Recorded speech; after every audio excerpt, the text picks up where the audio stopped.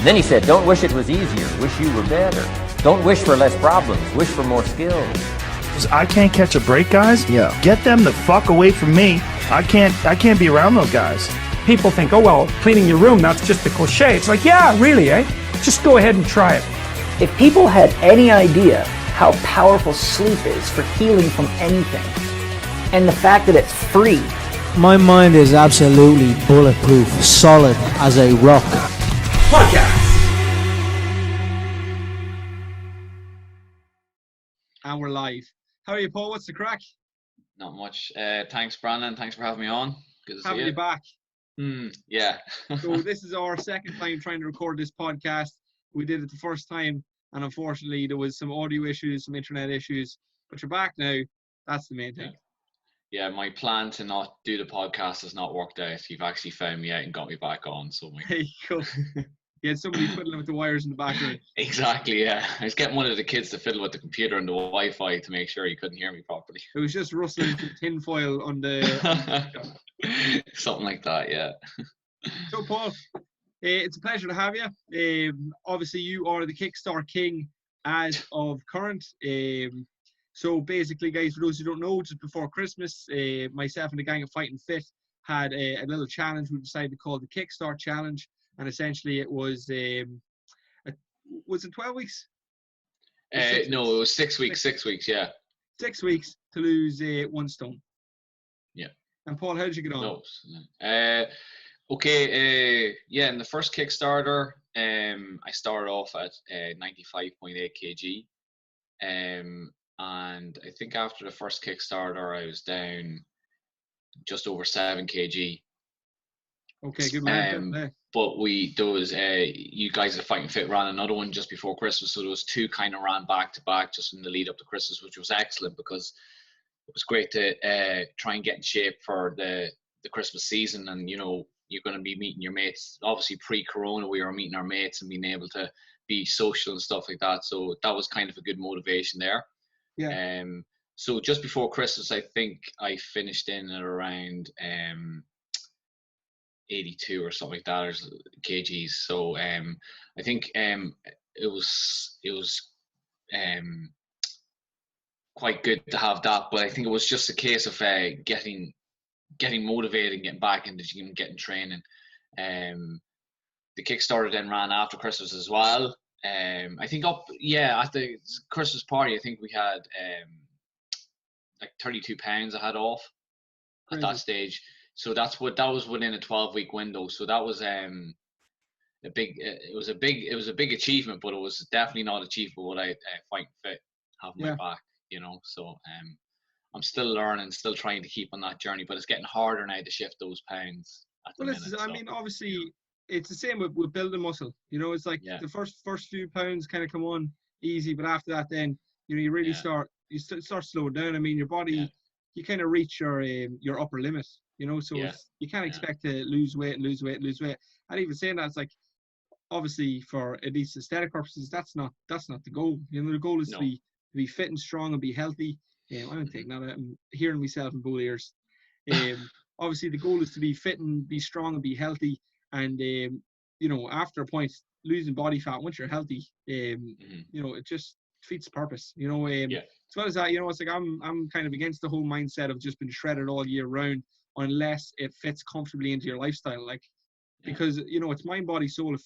If you know, especially nowadays, because this just isn't some people's field. You know, some people just aren't engrossed in the science and really do just get overwhelmed with the whole thing and kind of really start letting it stress them about losing weight and, you know, developing eating disorders or even just like kind of just anxiety with the whole situation. And that's no way to live either. No, and it's good that you pick up on the anxiety and eating issues, because I'd say, unknowns to myself, I probably would have grown up with a bad relationship with food. As a youngster, pre-teenage years, I would have been quite heavy. Going into teenage years, I would have suffered the wrath of many a slagging at school and being called fatso and all the rest. And I suppose that stays with you, even though you don't really like to admit it. Somewhere in the back of the conscious, it says there, and that feeds into the whole. It's not. I don't know if it's an unhealthy relationship, but it's not a good relationship with your food, and you emotionally then connect some anxiety issues or depressive kind of thoughts with your food, and that's where your comfort comes from. And you know, I remember years ago someone said to me, like, you're just trying to undo years and years of bad habits now, in terms of either your physicality or your emotional or your spiritual kind of well-being and stuff like that. So I guess Fighting Fit has really been a key to me, just to start that journey of kind of rediscovering myself. Yeah. I have an image maybe in my head of the kind of physicality that I would like to have. By no means do I want to be a bodybuilder. I just want to be a healthy, leaner, functional version of myself. I guess. But I think as well, it's very important that everybody kind of crafts that image themselves. You know, because I mean, I think so many people just kind of let other people pick that image for them. You know, like you see a photo of Arnold Schwarzenegger on the wall, they look at it and they go, that must be what I'm supposed to look like. You know, which is obviously so far away from some people's capabilities, and so far away only because not their capabilities. You know, there literally is physical limits, because you know, one of Arnold's, the reason he was the best was, you know, it was a flip of the coin luck, because, you know, he won the genetic lottery in terms of, you know, like, you know, if you talk to bodybuilders, muscle insertions and all this kind of stuff tend to look better. This body shape beats this body shape. And then, like, one of the most ridiculous mindsets in terms of work ethic and hard work and discipline, you know, that, you know, it's just not even in anybody's wheelhouse to ever become that. But at the same time, like, on the opposite level, you know, it's like you have, you know, professional athletes who maybe just, you know, they're just in phenomenal shape. And some people just, you know, like, even if they got all their stuff together and, you know, they had no discipline issues, like, they might not even want to look like that. That's just not their interest. Some people like fast cars, some people just don't, you know what I mean? So it's like, you know, but it is also, it's important to craft what healthy looks like. You know what I mean? And that's so important to not just think, oh, well, I see all these fit people on Instagram, that's what I'm supposed to look like. Or, you know, I see all these people, these movie stars, and that's what they look like, that's what I should look like. And, you know, it's like, realistically, that's not what normal people look like. And most people can look like an exceptional version of themselves. But that shouldn't be a cause for anxiety. That should be empowering. It should almost give you energy, not take energy away. And one of the reasons I believe that people get overwhelmed by it is because they notice that the gap is so big. You know, and definitely. And most people, when they kind of start any kind of skill, they kind of, the routine of it is try the skill, obviously are terrible at the skill, get frustrated by the skill, and then it's either repeat or give up. You know, sort of way. And an awful lot of people give up and don't understand that, you know, like Arnold Schwarzenegger, he just kept repeating that cycle until he was Arnie. You know what I mean? Whereas there's many who could have been but didn't, because they gave up and got frustrated.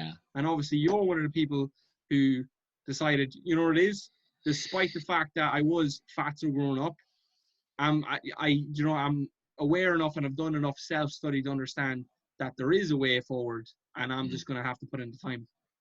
And it's not like for lack of trying. I mean, I suppose you have to be careful to make the distinction that you're not being too critical of yourself in terms of getting that bad image and solidifying that image in your head and thinking that there's no way to change that, and that's where you live. And, you know, you have to try and make sure that you be critical about yourself. And I suppose in my personality myself, it's probably one of the strength, I consider it a strength, to be quite reflective and quite critical of myself. Sometimes overly, but I don't mind that, because I'm aware that that's sometimes my personality and makeup. But I think that's what drives me to try and be a wee bit better than I was. But over the years, I've tried different training schedules. I've tried to run a few marathons, do X, Y, and Z, but it's always been a flip. It's always been a wee bit not enough, or maybe I didn't apply myself. It's not, I don't think the tools that have been given to me, whether I joined a gym or I looked for a coach, wasn't necessarily their fault that I didn't succeed. It was just maybe my attitude or my application of it wasn't great, and I couldn't sustain it. I think that's the main thing with Fighting Fit, that I feel I can sustain what I'm learning. I feel like I can really apply it, and I feel that everyone in there has my back, not only the coaching and the professional staff, but the community around it. And, it's very empowering. I know it sounds cliche, but it really is very empowering. I think that there's no way I'm not arrived at where I want to be, and I wouldn't like to say that I'm, successful, but I'm proud of what I've got so far. But that has not been just by me. It's been supportive of Fighting Fit. Obviously, my home life with my kids, my family have been supportive of it, because they know if I become a wee bit better for myself, it feeds into them. I become better for everybody, and that's ultimately whether I achieve my physical goal or not, it's the better person for someone else that I want to be as well. It's bigger than me. That's my bigger goal here. So I think Fighting Fit has been a major key in me stepping towards that. And kind of what was so what kind of shape, obviously mentally, physically, emotionally, were you in before you kind of started your journey? Because I mean, like, to take action, to I don't know, to have that kind of drive to make that decision, that in not just to lose 32 pounds, but to do it in 12 weeks, there was obviously kind of some kind of driving force behind you. Sometimes people credit me with thinking things through, when really the reality is let's do it, and I don't really think too far apart from that decision. But earlier on into 2019, I was like, yes. In May, my sister got married, and it was great. At the time, though, my father was quite ill, so we kind of knew possibly this could be the last big kind of celebration in terms of family and all the rest. But I looked at myself that day, and I had a suit for that wedding. Now, this suit was quite old, and it was when I was quite big as well, in terms of my physical stature and stuff like that. And I just about got into that suit for the wedding. Now, there's a picture of me and my sister together, and it looks like I've eaten myself, and I'm standing beside that person. So that day in particular, I just felt really self-conscious of my size. I felt self-conscious of how I looked. I just felt a wee bit depressed, to be honest. And on one of the most exciting days for my family, and I was so happy for my sister. Like, I was just fighting that urge not to stay depressed in the way I physically looked. I don't know if that makes sense, but that kind of motivated me. And then the whole summer, I was kind of trying to do a wee bit myself, and there was just no motivation there. But so September, kind of in my house with my wife, anyway, and myself, we always see it as a new year. So Fighting Fit kind of was advertising the Kickstarter program around, I think it's about the 9th, leading up to the 9th of September. So in the summer, I kind of tried to look to do bits and pieces myself, but the motivation really wasn't there in terms of trying to turn my physical appearance around. So I booked in with Fighting Fit, had a coaching call or a consultation with Stephen, and it was great, because I remember there was no, forgive my language, bullshit. It was just, if this is what you want, this is not going to be easy. And it was very, very much clearly set out that the responsibility would be on my shoulders, but the trainers and the community within Fighting Fit and the staff would definitely be there, but you had to commit to the program. It was almost like, in Jason Bourne, when you have him in there and will you commit to this program? Apart from me getting... I don't say I do. I think I've seen like the 5th one or something. Yeah, well, if you watch the first one where he's having the flashbacks and they're kind of pull a hoodie over him or whatever like that, and they're kind of breaking his brain down, I felt a wee bit of that sort of vibe off Stephen. So maybe he has a past life as a torturer, or maybe something like that, or not a past life. I think this is his present life. I think that's his calling. Yeah, anyway, listen, I signed on the dotted line and kind of didn't really look back or think too much about it. But yeah, it was a shock to the system getting into that was kind of my first time in doing like a small group PT, if you want to call it. I know Fighting Fit is so much more than that, but that was my initial kind of understanding of what I was going into. That's essentially what we're trying to kind of get the message across. But I think like that's the nail that we want to hit in the head. It's not like I said, it's not boot camp or anything like that. It's small group PT. So it really is, you can get that kind of one-to-one feel in small groups, and obviously all the other coaching aspects of it as well. But you're spot on. Yeah, like one of the biggest things that stuck out to me in the first couple of days and weeks was the amount of attention that the staff and trainers were able to give to you, whether it be a chat just before the training started, or correcting your form, or saying, listen, are you struggling with this? This is what I find helpful.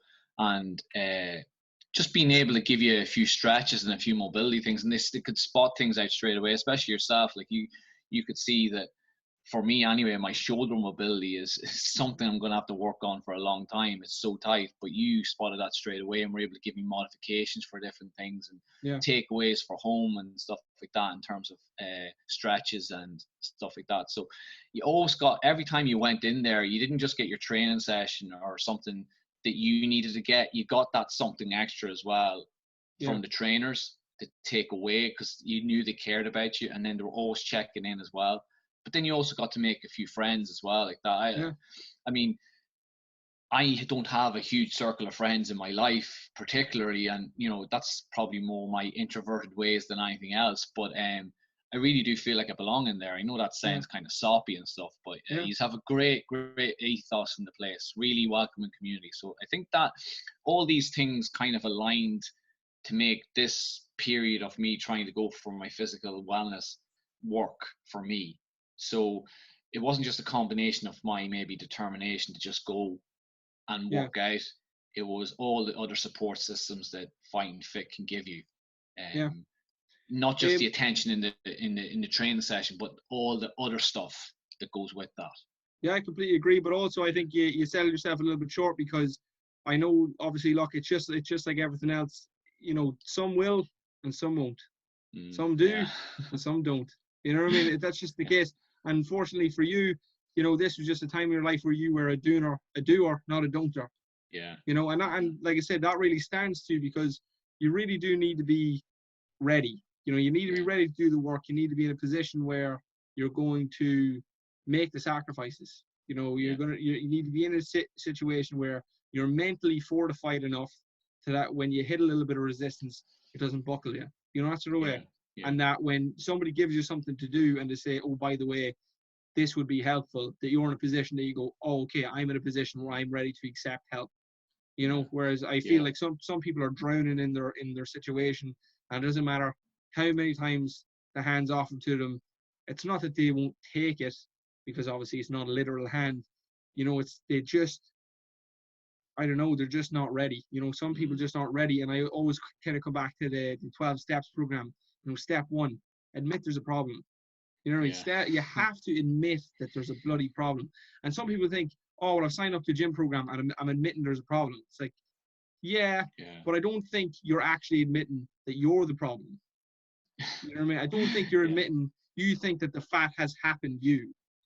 You know, you think that the lifestyle has happened you, but this is your design. Yeah. You know, and whether or not circumstance played or luck played a massive role in that, so did you. You know, I remember one of my favorite motivational talkers, Jim Rohn, very successful businessman, he was kind of talking about, you know, when he went to his coach the first time, and he was basically saying, look, Jim, I want you to write me a list as to all the reasons you're not doing well. And he basically wrote down a list, and he was like, oh, well, you know, the government and my job and my boss, and obviously, look, I haven't got that much time, and I don't have that much money, and blah, blah, blah, the list goes on. And your man Shove kind of has a look at the list, and he goes, just one problem with this list. And he's like, you're not on it.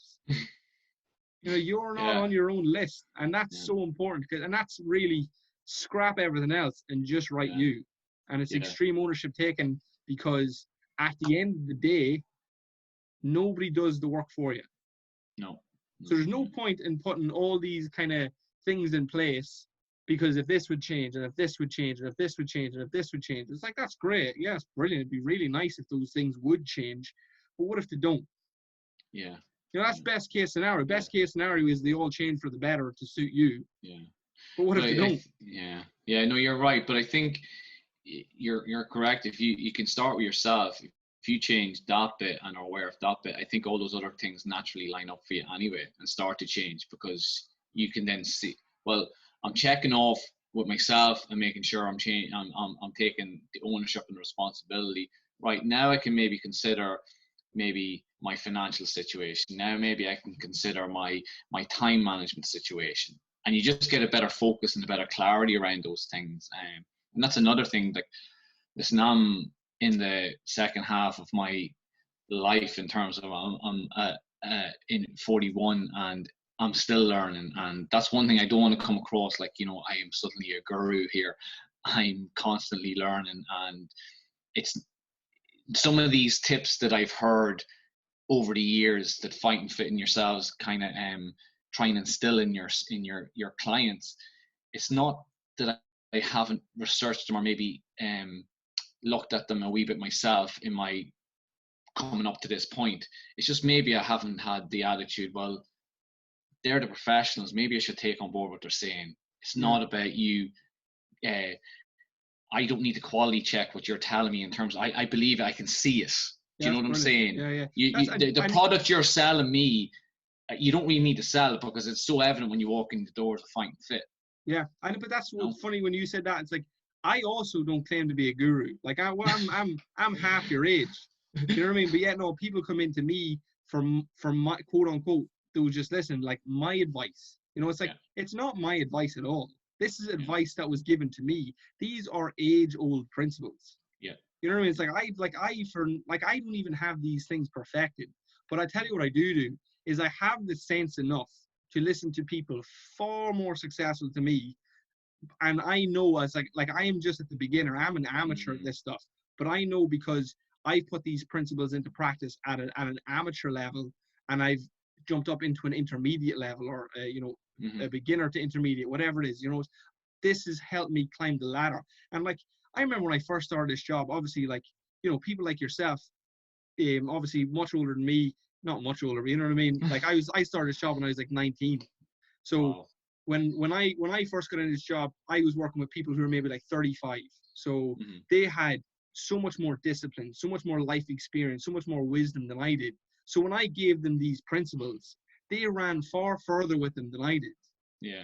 And that just kind of reinstilled in me the faith of these principles. It's like, oh, geez, like, it's like when somebody who is way more skilled and way more determined than I am puts these things into practice, that just, now I'm going to double down on them.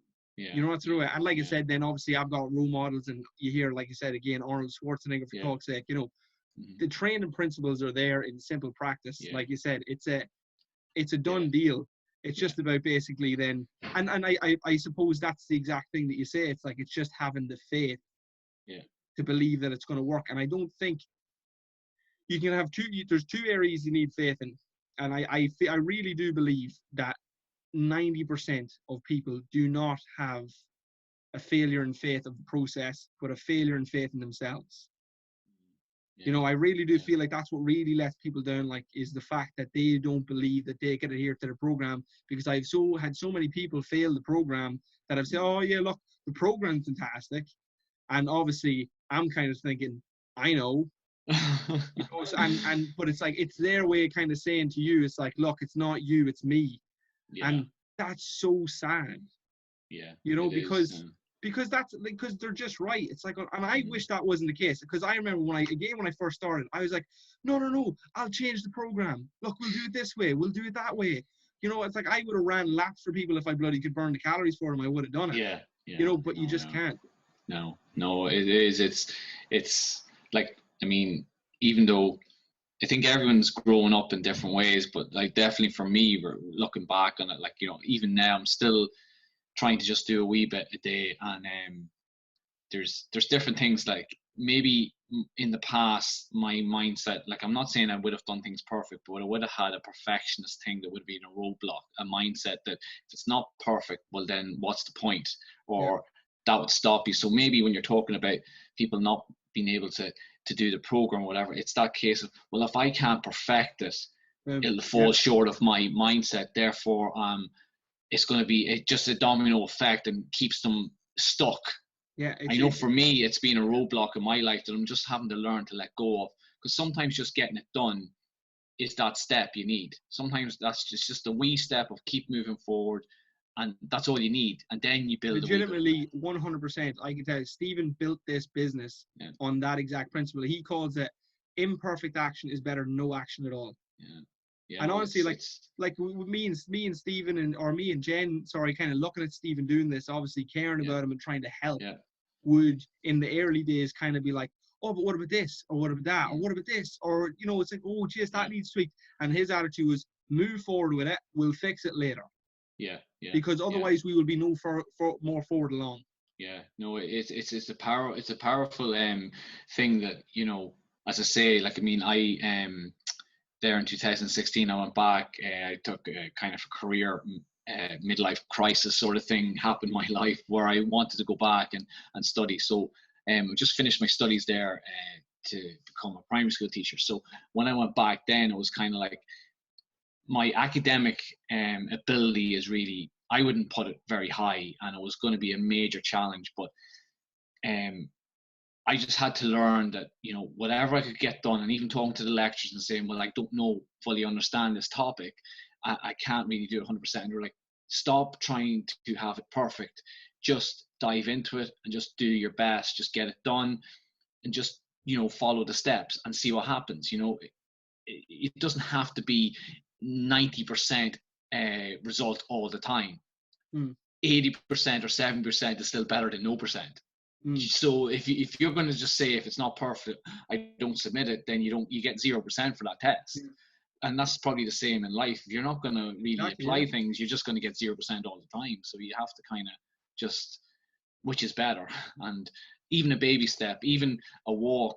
I don't particularly like walking, but when I was commuting to college before COVID, I was just walking to the bus, walking back. That was just a wee extra bit, a wee smaller step to just, a bit of fitness, a bit of headspace, So it's just small things.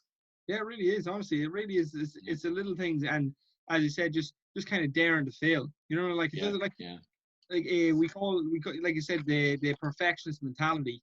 If you have that perfectionist mentality, you'll just kind of you'll procrastinate your life away, basically, kind of waiting for perfect. I don't know anybody in life who's perfect, and it's kind of sad as well, because I remember I had that kind of experience with boxing growing up.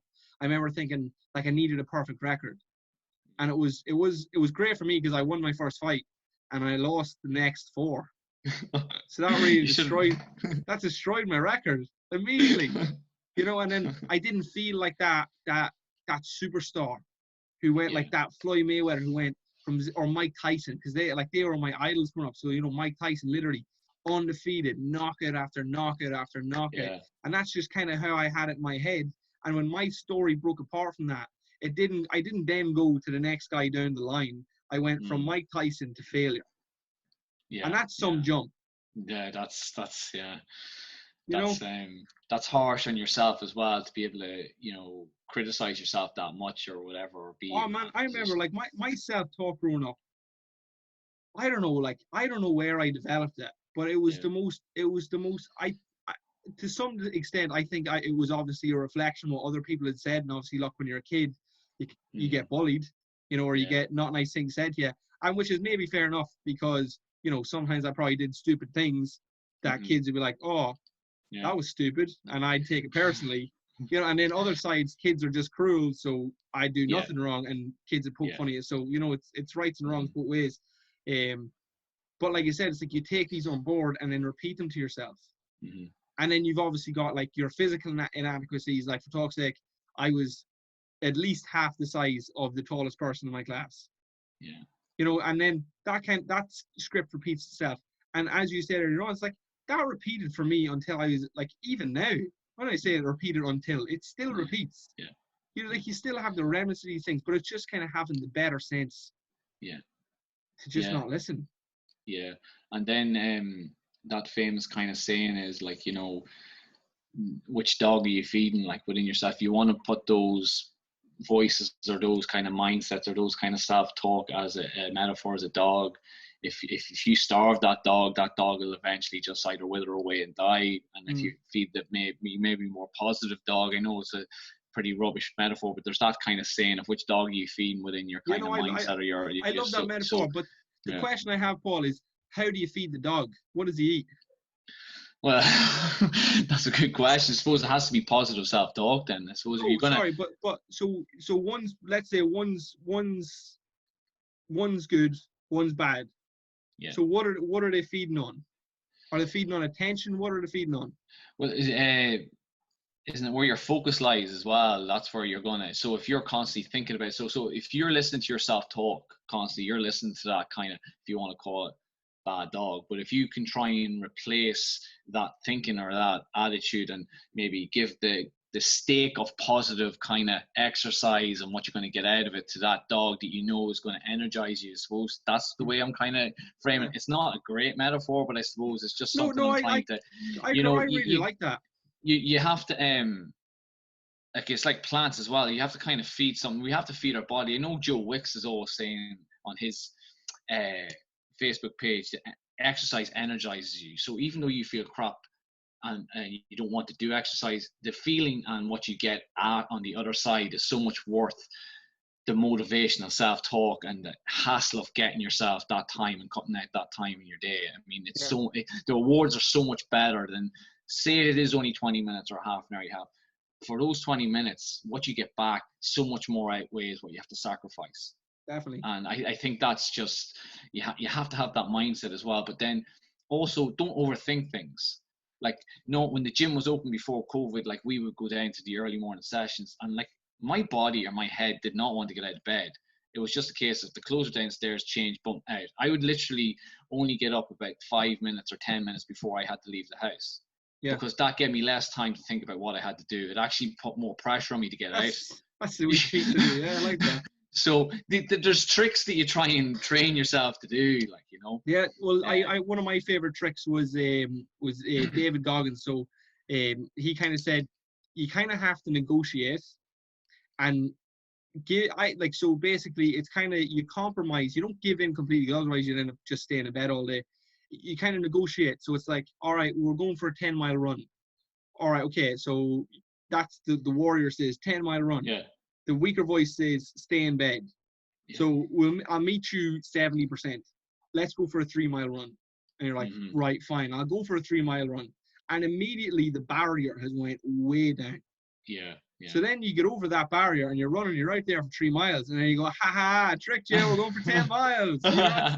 And it's this kind of play out, and that's what I did. Like, I used to literally get up, and I'll never forget it, because I just tortured myself. I was listening to David Goggins. I listened to the book twice. Stephen and Jenny went to Thailand. It was just me, Niall, and Chris in the gym, and it was me and Niall on the same shifts. Niall was trying to get into good shape, and I was trying to be a good coach and a good friend and a good example. And I was listening to David Goggins, so I was just taking everything he said and applying it. And I just made this deal with myself. I said, see until Stephen and Jenny get back, because maybe my old mindset was Stephen and Jenny are gone away. Now I had, like, a few more roles and responsibilities. Yeah. So I've taken on them roles and responsibilities. It would be fair to pull back on other areas, and that way, I still can manage that equilibrium. And I said, no, I'm going to double the output, and we're going to crack down, because you've got more responsibilities here. You need to be twice the person. Now, whether or not that mindset was correct, it worked for me. So basically what I ended up doing was I ended up getting up at 4 o'clock in the morning. I had the gym at 4:30. I did my shift in Fighting Threat from like 5:30 until 3, and then me and Niall did another workout, and then after that, then me and Niall go get food. I'd come home. We only got a new puppy. I'd have to look after the puppy. We'd have to go out then, take the puppy for a walk, and then obviously clean the house, do all the responsibilities, and then I had my relationship with Chloe to attend to as well. So for me, it was this whole experience of just going to the end of your battery. And just seeing, right, okay, what does that look like when you're at the end of your battery? How do you actually operate at the end of your battery? And one thing I noticed immediately was not very well. Initially, it was not very well at all. Like, my self-talk was terrible. My ability to perform tasks when I asked myself to do it when it was difficult was bloody awful. And now it's at a stage where that voice is just so quiet. Whereas that, like, generally that was an audible voice before. I could literally hear this voice in my head, because I got up in the morning. It was pitch dark. I didn't want to wake Chloe because she didn't agree to go up at 4 o'clock in the morning. So I got up at 4 o'clock in the morning. I had just complete darkness. I had to be in silence because I didn't want to wake anybody. And my mind, like, you would swear that the room was full of people. Yeah. Like, it was just this big audible noise of giving out and complaining and of alternatives and going back to bed and excuses and calling Niall and all this mad stuff. And eventually, after a while, that voice just got very, very quiet. Yeah, you drowned it out. Yeah, like that's powerful. I mean, I think we all, as much as maybe I'm maybe generalizing here, I think everyone has some form of voices that they're good and bad. I mean, there's some very self-powering personalities out there that have developed really good listening techniques in terms of listening to that inner voice, which is really empowers them. But I know it's something that maybe like yourself, I'm struggling with and still learning to, overcome. I find sometimes that if I was to try and describe it another way, it would be that I see my life and my thoughts as boxes, and there's sometimes that there's just, I can only kind of handle one box in front of me at a time. So whether that be my work or my study or my kids, it's very kind of clinical, and there's really no emotions. So if I'm in work mode, it's like you're not getting any emotional value out of me, and I'm very sorry, but it's just for a period. And once I can close that box and put it away, I'm available emotionally to you. And sometimes you don't think about it. You just, like, in the mornings going to the gym, which like pick up while I'm in workout mode, and this box is just full of all that stuff that's physically going to hurt me for now, but it's going to benefit me later. Don't think about it too much. It's like when you're told you have to do a Roxanne finish and it's 25 burpees. If you think about it, you won't move. But if you just get into it and just freaking move, because the coach is going to come over and scream at you anyway, so you may as well just move and get it done, get it over and done with, and just apply your best. Sometimes I just have to box things off. It's so funny, because it's a great way of looking at it. Two things on that. Jim Rohn, again, wonderful man. If guys, anybody listening, yourself, Paul, Jim Rohn has a book on Audible. He's just principles for days, just all these wonderful principles. And he said, when you're at work, and when you're at the beach, be at the beach. Yeah. Don't bring your work box to the beach, and don't bring your beach box to work. Don't do that, because when you won't give what you have to give to work if you're bringing your beach box to work, and you won't bring your family attention if you're thinking about work. So it's like, just talk about efficiency. Do what you're supposed to do when you're supposed to do it. Yeah. And then the next thing was, for me, using them boxes was so bloody powerful. I remember I was at a stage in my life. I don't really even know what was going on at the time. I don't think I had a whole pile of emotional trauma, but I remember just feeling very low and like really struggling. And I remember at one stage I went downstairs and had a random panic attack, and I don't know where this panic attack came from. Like, I was literally just going downstairs. I was upstairs with Chloe, go downstairs, get a drink or make tea or something like that, came down into the kitchen, and next thing, my heart just started racing. Like, it wasn't as if I was thinking about anything, just physiologically having a panic attack. And my heart started pumping out of my chest, and I was sitting there, and the old me, that little boxing Brandon who lost his first 4 fights, his mindset came in, and I was terrified. And then I had this new box that I had built since I started fighting fit from 18 to 21 at the time. And he was Coach Brandon. And immediately I was like, old Brandon's going to get me killed right now. What's new Brandon saying? So I literally switched into this new personality, and he said, drop and do push-ups. I was like, okay. So I just dropped down and started doing push-ups, and all this extra energy went out of my cardiovascular system and into my muscles, and just everything started to calm down and cool down. And only for I kind of had this ability to kind of break my life, myself, into these kind of different sections. Coach Brandon saved me, and old Brandon would have got me killed, or at least, really panicked and ended up a wet mess on the floor. And it's kind of just about, understanding that who you are at home can be different to who you are at work, and who you are at work can be different to who you are with your friends. And there's pros and cons to it all.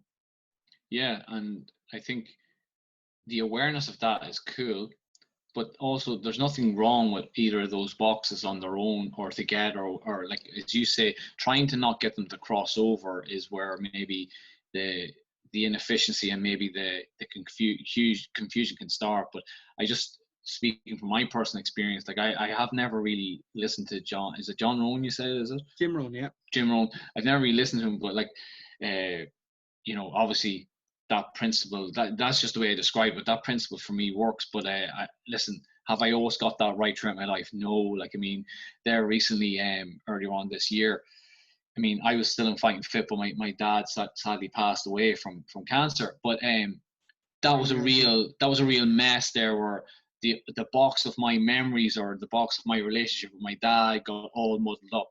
And I guess if I was to describe it, I had a wobble, and basically that box just its contents emptied everywhere else. And I suppose I panicked about getting all that stuff back into the box, keeping it there, making sure I managed it. And it wasn't physically I wasn't able to manage it. It was emotionally. I just had complete lack of the tools to manage it. And it was a wobble. But you know what? I kept, as best I could, my physical working out during that period. Now, listen, my nutrition kind of went down the pan. And that was kind of more grief kind of driven as well. But I kept working out. And even now, over this lockdown, I think I've actually worked out more than I have before. And I think it's, for me, I'm finding it's the key to kind of just keeping your mental wellness up there. If you want to be peak performing, I think you have to be trying to commit to at least the 5 workouts. For me, that's for me anyway, just to keeps your brain going. But sorry, just on that, it's kind of like, I suppose at that stage in your life, peak performance is not where I would describe you trying to be. It's like, it's not really an optimal time in your life. God rest your dad, when you know your dad passed away. So it's kind of, why do you feel exercise was so important to you at that time? Why was that something you clung to? It was just, I mean, I guess you analyze so much when you lose someone so close. I'm not saying my relationship with my dad was 100%, but it was, you know, it was, you put everything in perspective. You start becoming very reflective, not only about how your dad was for you in terms of your memories and stuff like that, but how maybe you might have, for me it was I a good son? Did I do enough for him? Does he know how I really feel in terms of how I communicate? Because with men, sometimes that's not the greatest ease to have these conversations. And I felt, for me, to try and hold my, forgive this, shit together, exercise was it was kind of like the thing that just the glue that kind of kept me moving. And I wasn't prepared to let go of what I had achieved so far. I'm not saying I've achieved massive things here, but for me personally, it was a good 32 pounds in 12 weeks, Paul, is a hell of an achievement. Yeah, well, listen, you know, I always have this saying, you know, when I have the T-shirt and all the rest, and you know, I can say, then maybe I might give myself some kudos. But until then, it's a work in progress. But I felt it was too much to sacrifice. Listen, I knew over that period where the funeral arrangements were happening and stuff, the nutrition was not going to be great. I ate some things I shouldn't have, but my portions were out of control. You know, I wasn't so rigid that I knew I had other things to attend to, and I wasn't going to put the worry of nutrition onto my already kind of fragile emotional state, if you know what I mean. So I just kind of, I said, over the next 2 weeks, this is probably the way the nutrition is going to be, but my exercise is not. Yeah. And that was the trade-off I made. And that's one thing I think is very important, is that you don't bring your nutrition box to the funeral. Yeah. You know, it's like, that's super important. I think that's a thing that an awful lot of people do, is, you know, it's like they try to be strict on themselves at the wrong time. And it's like, and obviously you got that balance right. But even still, I'm kind of getting the sense like you had this internal battle with it. Oh, totally. Like, but even the slagging, like, you know, my wife obviously was aware of the nutrition and kind of strategy I was on. Actually, that's another thing about fighting fit that I actually can't call out enough, is that, like, I know Niall, the trainer there, would have a friend relationship with maybe my younger sister and stuff like that, but they came, you came and you actually came to the house and paid your condolences as a community, which was really quite touching. But while he was there, of course, I had I don't know if it was a donut or a cookie in my hand and a cup of tea, so he caught me red-handed, but we had a bit of a slagging. But of course, the first few days during that period, I was so aware that I was kind of maybe emotionally reaching for a snack, but I had to just say, listen, I can't really deal with that situation right now because I'm dealing with this other bigger picture. Yeah, of course. But my training's on point. I know I'm going to train. I know I'm going to go for a run. I know I'm going to go for a walk. I know I'm going to do a home workout or whatever it is. and you know, I kept that up. Yeah, I think just like for me anyway, this is kind of something. It's a trend that I see again and again, and it's, you know, it can be quite, it's strange. So it's kind of like good and bad foods. You know, Yeah.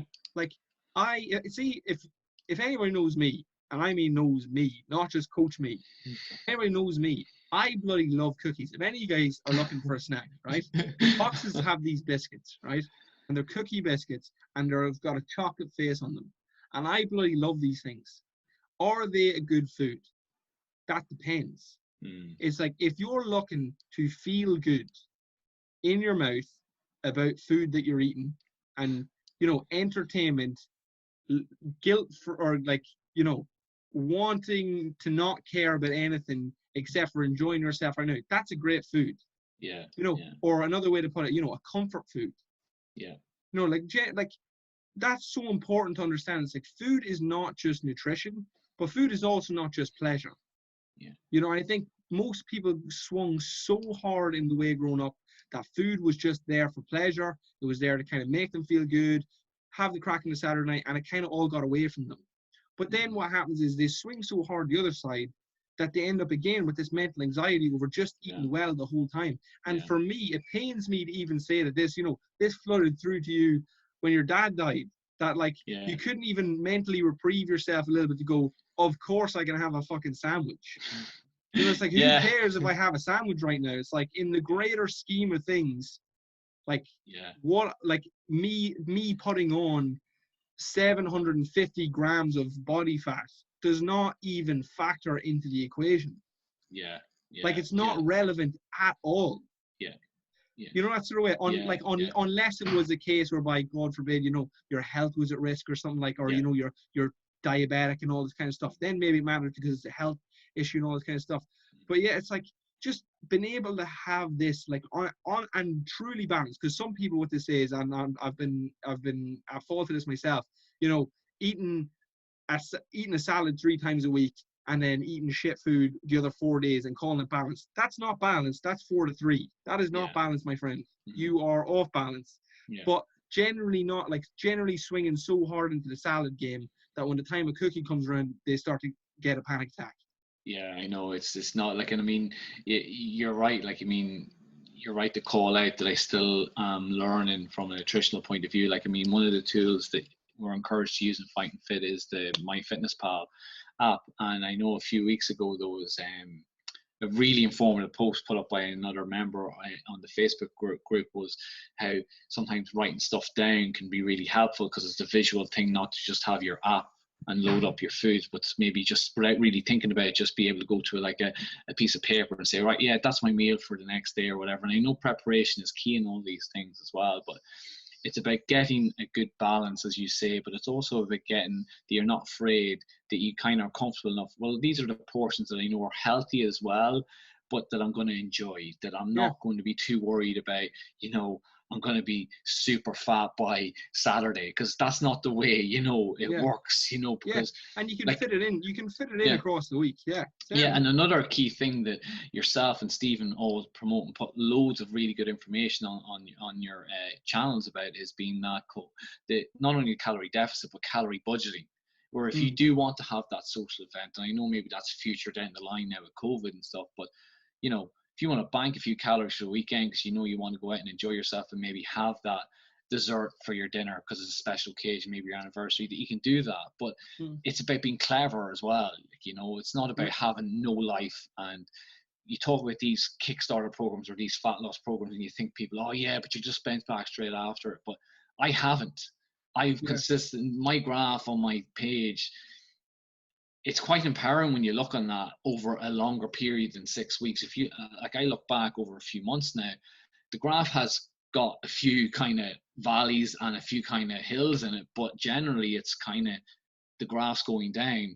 In business world, that would not be great because the graph should be going up because you want to be making more profit. But in the fitness world, and for me, that's very empowering seeing that. It's a good visual tool. Maybe if it was business, it'd be costs. Yeah, exactly. Yeah. Profits obviously you want to go in the other way. Yeah, but so I'm slowly learning to be a bit more conscious of the fact that I'm still learning about nutrition. So that kind of sounds weird, but there is so many things to learn about nutrition, and even the nutritional tricks that might work for you. I know, say you were the same age as me, they mightn't work for me. It's just like there's a few tricks as well there, and I think everybody's different. Yeah, and like even like you said, it's like people have got different kind of frameworks in their mind. You know, people like what's so funny, I kind of, one of the things I kind of started to understand is that people see the world so much more differently. Like the study of the monkey in the basketball always comes to mind.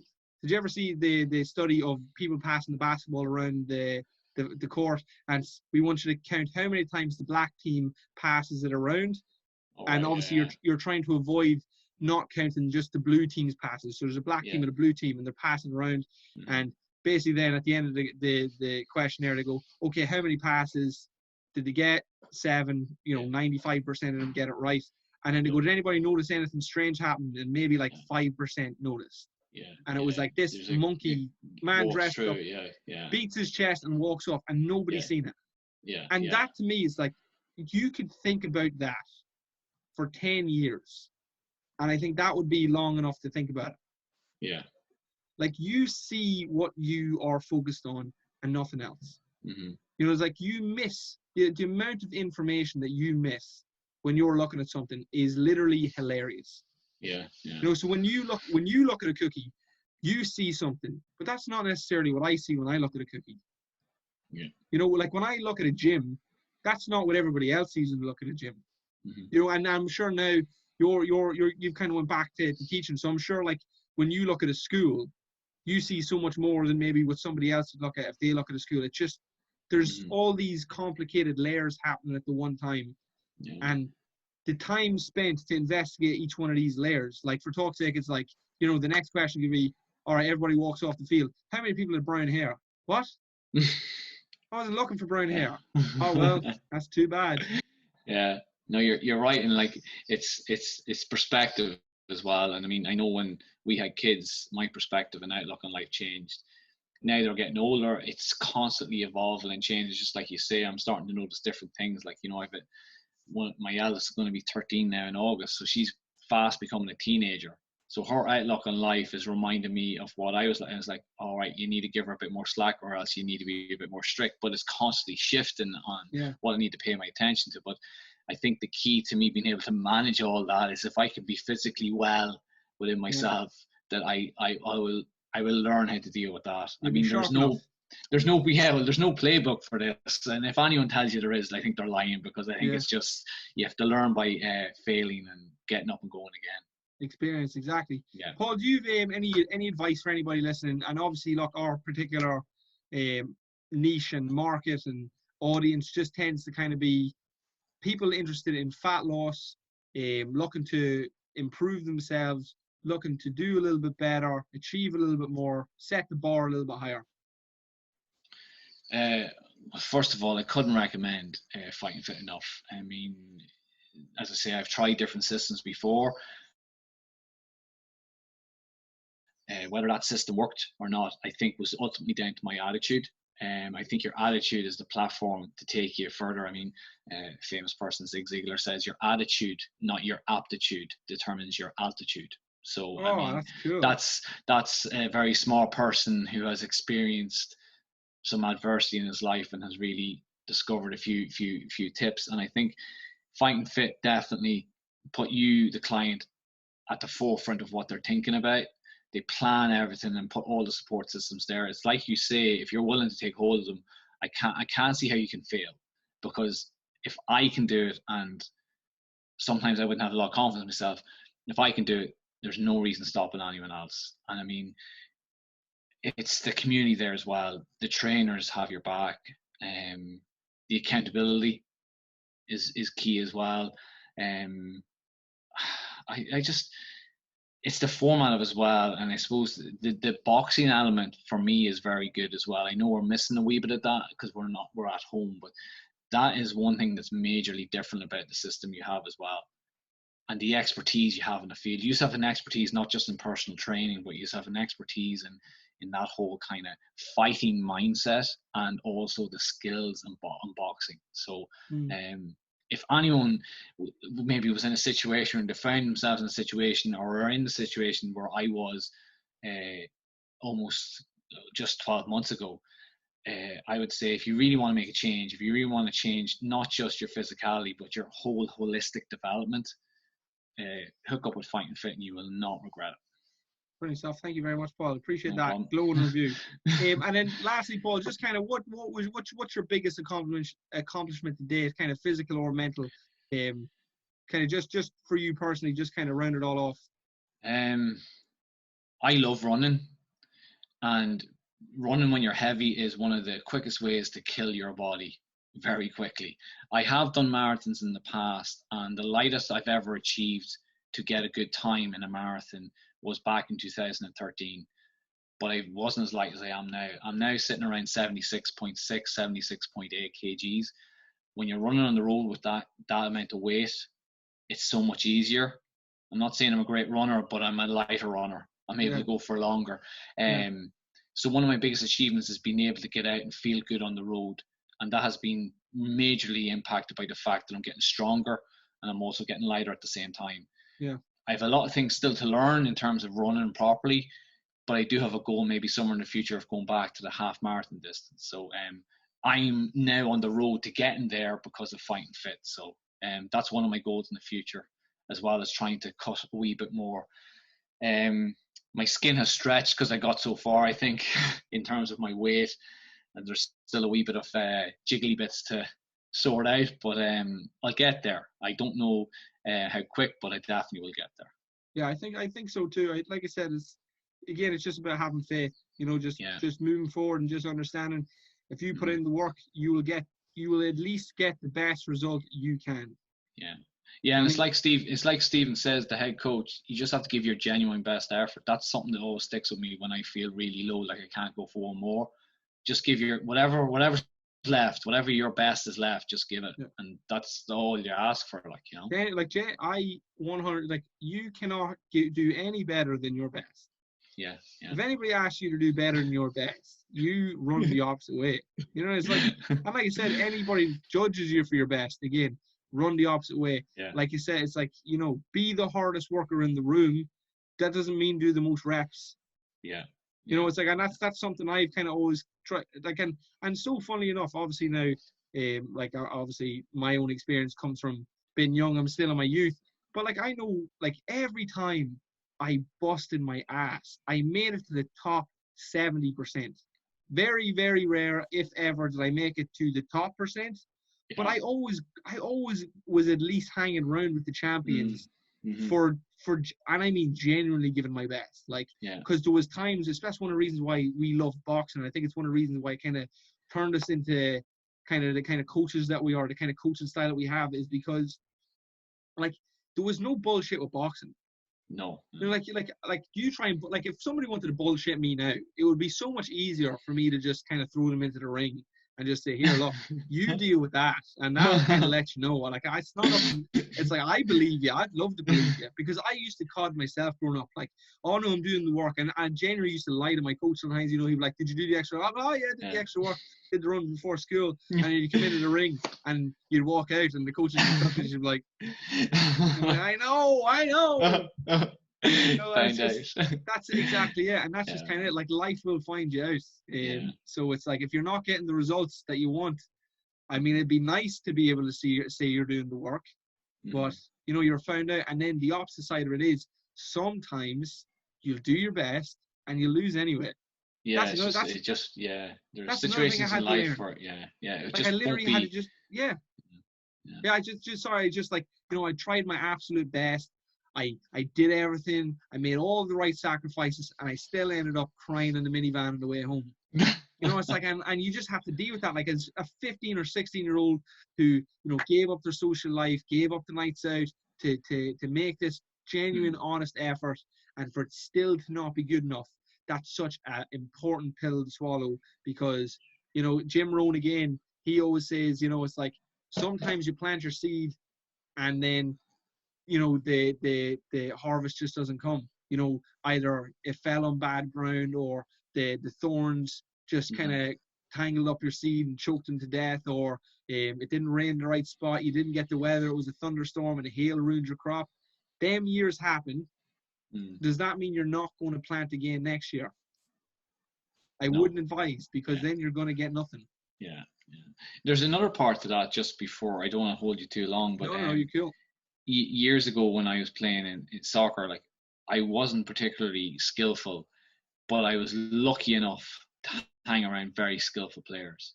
And just when you're talking about that, I think that, you know, Fighting Fit, there's a lot of really dedicated people that want to be there, and some people in that gym work so hard that they inspire you, but it's like their success and their talent rubs off on you and encourages you to try and step up a level. And I'm not saying I'm trying to be like person X in the gym, but they're inspiring me, and they don't probably know it, but it keeps getting you up a level.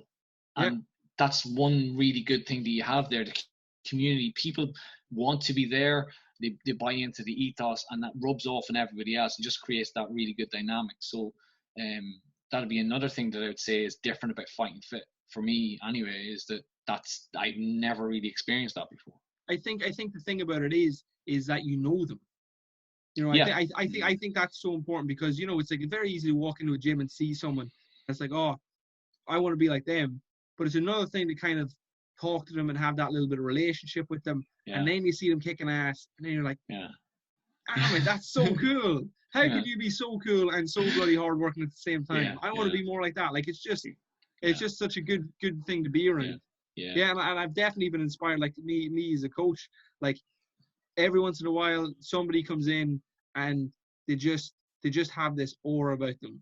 And, you know, so you can just tell when you meet some people, it's just like they just have this kind of energy that elevates everybody around them, you know. And it's win-win for everybody, because of course that person, when they come in, they get to be in a place that they can kind of put that spirit to good use and obviously hone it and grow themselves. But everybody around them gets to kind of to grow as well. And it's such a beautiful thing to kind of get to be a part of, because as a living, even though, like, because I see people like online kind of, you know, just slagging, it's like, oh, you know, lifting weights and, you know, just getting a better body, you know, it's like that's what it is on the surface, you know. But there's this, like, and obviously, like, it's fine, and it's hilarious to kind of mock and make fun of, oh yeah, like, oh, you just train, lift more weights, eat more protein. But there's this thing happening underneath that. And I think that it reaches across to all other areas of people's lives, which is, you know, get better, work hard, you know, put yourself under some weights, and, you know, it's like, see how you react, you know, poke you a little bit. Definitely. I think that's so hilarious. It is, yeah.